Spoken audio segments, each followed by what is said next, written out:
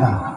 আমরা যাচ্ছি দুর্গা পূজা করতেছি, কালী পূজা করতেছি, সরস্বতী, লক্ষ্মী, মনসা, বহু।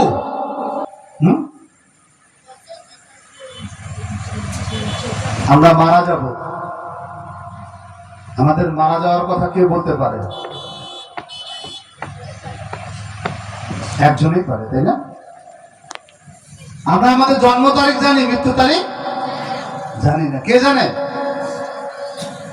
মা দুর্গা জানে, মা সরস্বতী জানে, মা কালী জানে,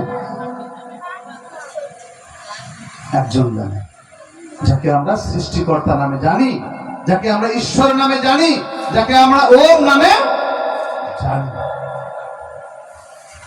সেই ওমকে, ওম নামে কি ডাকতে ইচ্ছা করেন আপনাদের? করে তো নাকি? একটু কাজ করবেন, সমস্ত নারী পুরুষ বাচ্চা সবকিছু। আমি শুধুমাত্র 3টে জিনিস শিখাই দেবো, এটা আপনারা পালন করবেন। আমি কৃতার্থ হবে, আপনার সৃষ্টিকর্তা, আপনার ঈশ্বর আপনার উপরে শান্তি বর্ষণ করবেন, তিনি খুশি হবেন।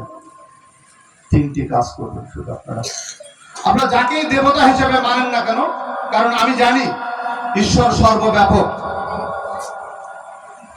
এটা গণেশের মূর্তি, এটা হনুমানের মূর্তি আপনাদের ঘরে আছে, এটা ভগবান শ্রীকৃষ্ণের ছবি আছে, রামের ছবি আছে, যারই থাক না কেন, মা দুর্গার ছবি থাক না কেন,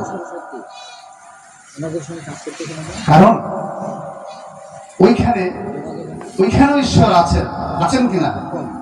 তাহলে আমরা, আমাদের প্রথম কর্তব্য হচ্ছে ওই ছবির মধ্যে ওই ঈশ্বরকে আহ্বান করা, ওই তুলসী গাছে ঈশ্বরকে আহ্বান করা। তুলসী গাছের কি কোনো ক্ষমতা আছে নাকি আপনাদের ভাগ্যের কোনো পরিবর্তন করানো? কিন্তু আমরা সারাদিন ওই তুলসী গাছেই জল ঢাকতেছি, আমাদের আর ভাগ্যেরও পরিবর্তন হয় না। তাহলে আহ্বান করি আমরা ওই তুলসী গাছে যেন আমার ঈশ্বর আছে। তাহলে কি করবো আমরা? আমার সাথে একটু করেন, সবাই একটু হাত জোর করেন। যেখানে যান প্রদীপ নিয়ে গেলেন, প্রদীপটা রাখলেন, অথবা প্রদীপ যদি আপনার হাতেও থাকে তাও করতে পারেন, যেভাবে পারেন। প্রদীপ যেভাবে দেখান আপনার ঠাকুরকে, আপনার দেবতাকে দেখান, কিন্তু ওই দেবতার মাঝে ঈশ্বরকে আপনাকে আহ্বান করতে হবে। ঈশ্বরকে আহ্বান করতে হলে তাকে ভগবান বা ওম নামে ডাকতে হবে। তাহলে কি করবো আমরা? যদি প্রদীপ আপনারা এভাবেই দেখান তাহলে বলেন ও, আমার সাথে বলেন একটু ও।